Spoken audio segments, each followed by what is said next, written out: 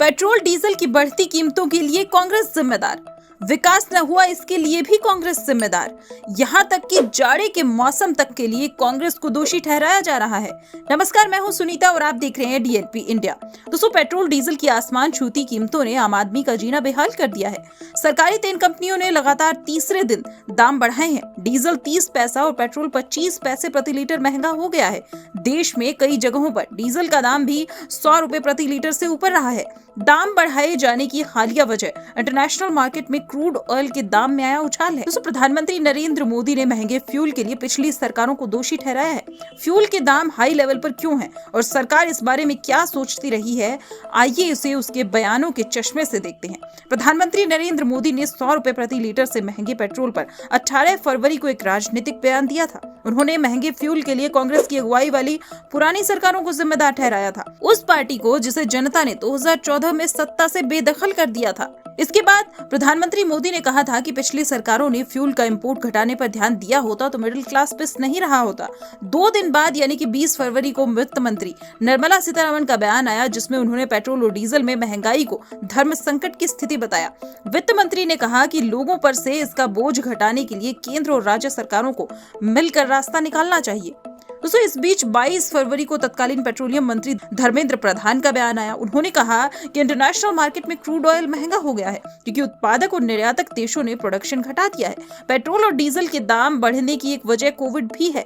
4 दिन बाद यानी कि 26 फरवरी को प्रधान ने यह भी कहा था कि जाड़ा खत्म होते ही उसके दाम में कमी आने लगेगी। अगले महीने यानी कि मार्च की 5 तारीख को आसमान छूती कीमतों के बीच केंद्रीय वित्त मंत्री ने ये बात दोहराई कि पेट्रोल और डीजल की कीमतें बाजार में मांग और आपूर्ति के हिसाब से तय होती हैं। उन्होंने कहा कि उनकी खुदरा कीमतें तेल कंपनियां तय करती हैं, लेकिन उन पर लगने वाले टैक्स में कमी लाने के लिए केंद्र और राज्य सरकारों को मिलकर काम करना होगा।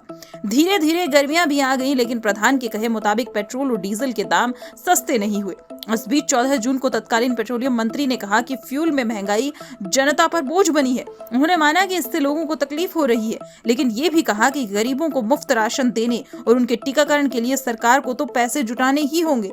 दोस्तों, प्रधान ने 23 जून को डीजल पेट्रोल की बढ़ी कीमतों का ठीकरा कांग्रेस पर फोड़ दिया। उन्होंने कहा कि पार्टी 2014 से पहले जारी ऑयल ब्रांड्स के रूप में मोदी सरकार पर कई लाख करोड़ रुपए का बोझ डाल गई है। इस सरकार को कांग्रेस शासन के बकाया का मूल और उस पर ब्याज चुकाना पड़ रहा है। उन्होंने कहा कि इसी वजह से डीजल और पेट्रोल महंगा हो रहा है। ईंधन की महंगाई पर अगले महीने राज्यसभा में सरकार का बयान आया। वित्त राज्य मंत्री पंकज चौधरी ने 20 जुलाई को एक प्रश्न के लिखित उत्तर में कहा कि विकास कार्यों पर खर्च के लिए ईंधन पर उत्पाद शुल्क बढ़ाए गए हैं। फिर 26 जुलाई को पेट्रोलियम मंत्री हरदीप सिंह पुरी ने लोकसभा में एक प्रश्न के उत्तर में कहा कि पेट्रोल और डीजल के खुदरा दाम इंटरनेशनल मार्केट के रेट से तय होते हैं, जिन पर प्रोड्यूसर और एक्सपोर्टर का कंट्रोल होता है। आज स्वतंत्रता दिवस के दूसरे दिन यानी कि 16 अगस्त को निर्मला सीतारमण ने भी मोदी और प्रधान की तरह महंगे फ्यूल के लिए यूपीए की पूर्ववर्ती सरकारों को जिम्मेदार ठहराया। उन्होंने कहा कि कांग्रेस की अगुवाई वाली यूपीए की पिछली सरकारों ने 1.44 लाख करोड़ रुपए का ऑयल बॉन्ड जारी करके फ्यूल के दाम घटाए थे। सीतारमण ने कहा कि उन सरकारों की चालबाजी वे नहीं अपना सकती। दोस्तों, आपकी इस पूरे मामले पर क्या राय है, हमें कमेंट सेक्शन में जरूर बताइएगा और ऐसी ही खबरों के लिए देखते रहिए डीएनपी इंडिया। इसके अलावा अगर आपने डीएनपी इंडिया को अभी तक सब्सक्राइब नहीं किया है तो सब्सक्राइब जरूर कर लें और हमारी वीडियोस को भी लाइक, शेयर और कमेंट जरूर करें।